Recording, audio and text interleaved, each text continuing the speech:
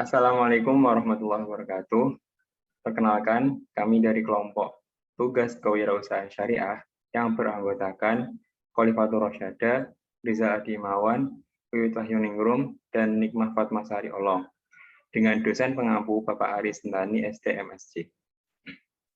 Di sini, kami akan memaparkan hasil diskusi kami mengenai ide bisnis yang telah kami rangkum dalam PowerPoint yang akan kami bawakan.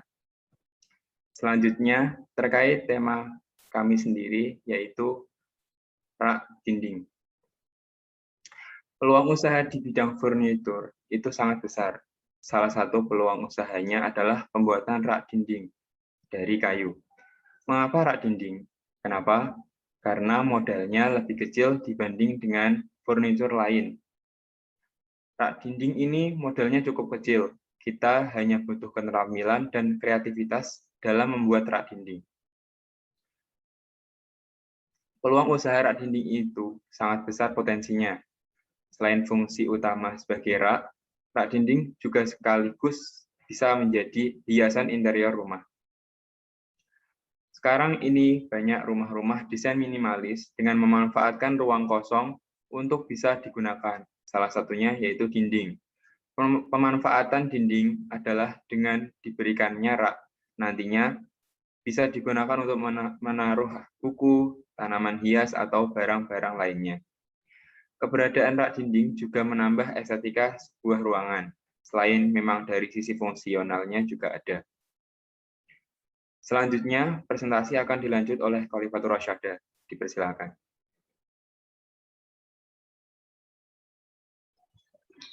Baik, terima kasih. Di sini saya akan memaparkan terkait analisis SWOT. Analisis SWOT merupakan suatu teknik perencanaan strategi yang bermanfaat untuk mengevaluasi kekuatan, kelemahan, peluang, dan ancaman dalam suatu proyek. Teknik ini merupakan teknik yang dibuat oleh Albert Humphrey dalam memimpin proyek riset pada Universitas Stanford pada dasawarsa 1960-an dan 1970-an dengan menggunakan data dari perusahaan-perusahaan Fortune 500. Dalam ide usaha yang kami buat, telah kami kelompokkan tantangan-tantangan yang masuk ke dalam analisa SWOT sebagai berikut. Yang pertama, strength atau kekuatan. Dalam kekuatan ini, bahan baku yang kami gunakan berasal dari limbah produksi mebel, dengan mengutamakan kualitas yang terbaik, namun memiliki harga yang relatif murah. Selain itu, customer juga disajikan desain yang trendy. Yang kedua yaitu weakness. Berdasarkan analisa yang telah kami lakukan, dapat kami simpulkan bahwa ide usaha ini memiliki beberapa kelemahan, antara lain kurangnya staf dalam bekerja. Hal ini dikarenakan usaha ini masih baru, jadi staf yang bekerja dalam usaha ini masih sedikit dan pengoptimalan stafnya masih kurang. Selanjutnya, kurang pengelolaan dalam bidang manajemen dan juga bahan baku tidak tertentu adanya. Selanjutnya, trades. Trades di sini yaitu kurangnya minat investor untuk turut andil dalam industri yang kami tekuni ini. Kemudian, banyaknya pesaing baru dengan ide-ide yang lebih kreatif. Sedangkan yang terakhir, opportunities. Di sini, cukup dengan modal yang rendah, kami dapat memulai bisnis dengan baik. Ditambah dengan berkembangnya era digital, media sosial dapat memudahkan marketing kami. Selain menggunakan analisis SWOT, kami juga telah melakukan analisa usaha menggunakan metode bisnis model kanvas. Bisnis model kanvas adalah strategi manajemen yang berupa visual chart dan terdiri dari 9 elemen untuk membantu perencanaan bisnis sebelum dibentuk. Model bisnis ini diperkenalkan pertama kali oleh Alexander Osterwalder dalam bukunya yang berjudul Business Model Generation. Berikut merupakan hasil analisis kami menggunakan metode ini. Yang pertama yaitu customer segments. Menentukan pelanggan yang dapat menjadi target bisnis merupakan hal yang penting dalam metode ini. Karena tanpa adanya target pasar yang sesuai, bisnis yang kita jalani akan terkendala. Dalam analisa kami, target pelanggan kami yaitu Yang pertama, semua kalangan. Target ini kami tuliskan karena baik dari kalangan muda-mudi maupun orang tua memiliki selera tersendiri terhadap hiasan dinding yang berasal dari kayu. Apalagi dengan adanya kostum model atau desain, maka mereka dapat menentukan sendiri bentuk dan ukuran sesuai keinginan pelanggan. Yang kedua yaitu office atau tempat yang membutuhkan interior tambahan. Yang ketiga yaitu rumah tangga. Yang kedua yaitu value proposite. Value proposite merupakan interior rumah yang dapat menambah keestetikan ruang dan juga kualitas yang terbaik dengan harga yang ekonomis.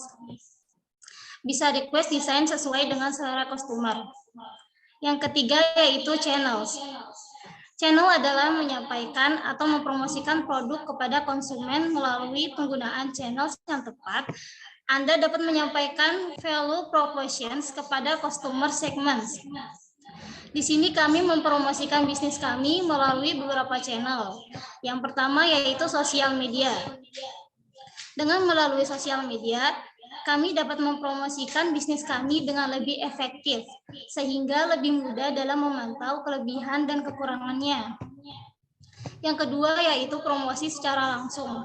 Dengan promosi secara langsung, konsumen dapat melihat secara langsung produk yang dipasarkan, sehingga konsumen dapat lebih mengenal produk yang dipromosikan.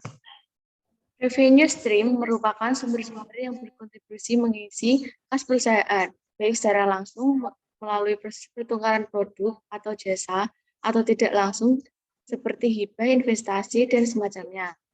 Revenue stream yang kami gunakan yaitu 1. Modal awal pribadi, 2. Hasil penjualan.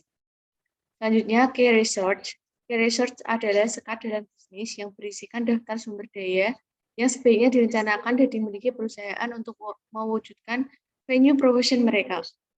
Beberapa key research yang kami gunakan yaitu 1. Tenaga kerja.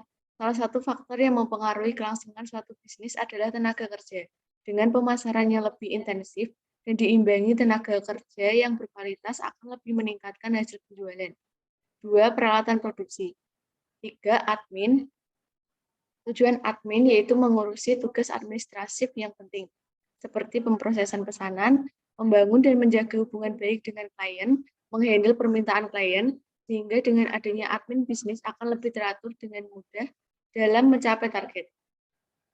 4. Marketing team. Sebuah tim sangat diperlukan dalam sebuah bisnis karena untuk meningkatkan keefisienan dalam bekerja. Selanjutnya, customer relationship merupakan suatu konsep pemasaran yang menekankan pada penjagaan hubungan antara konsumen dan perusahaan melalui komunikasi yang efektif antara perusahaan dan konsumen. Beberapa customer relationship yang kami gunakan yaitu 1. Diskon dan promo. Dengan diskon dan promo akan lebih menarik lebih banyak konsumen, karena konsumen ingin mendapatkan produk berkualitas dengan harga ekonomis. Dengan hal ini juga, maka omset penjualan akan mendapatkan peningkatan. 2. Testimoni real picture. 3. Sosial media. Selanjutnya, key activities. Supaya value proposition bisa lebih kompetitif, maka kami melakukan aktivitas kunci atau key activities agar dapat menghasilkan value proposition yang sesuai dengan harapan. Daftar key activities yang kami gunakan yaitu 1. Pembuatan hiasan dinding dan pemasaran hiasan dinding dari bahan dasar kayu. Selanjutnya, cost structure merupakan daftar biaya yang dikeluarkan organisasi bisnis untuk menciptakan value proposition pada konsumen. Dengan adanya cost struktur, maka kami mampu melakukan pengontrolan terhadap aneka macam divisi dan melakukan upaya efisiensi dalam hal pengeluaran untuk kedepannya. 1. Alat dan bahan. 2. Marketing atau iklan. Iklan memiliki tujuan untuk memberikan informasi kepada masyarakat luas mengenai produk yang kita jual. Dengan iklan, masyarakat lebih mudah mengetahui tentang produk yang kami pasarkan, dan dengan iklan yang bagus dapat menarik banyak perhatian masyarakat. Demikian presentasi dari kelompok kami. Semoga bermanfaat. Apabila ada kekurangan, kami mohon maaf yang sebesar-besarnya. Sekian, wassalamualaikum warahmatullahi wabarakatuh.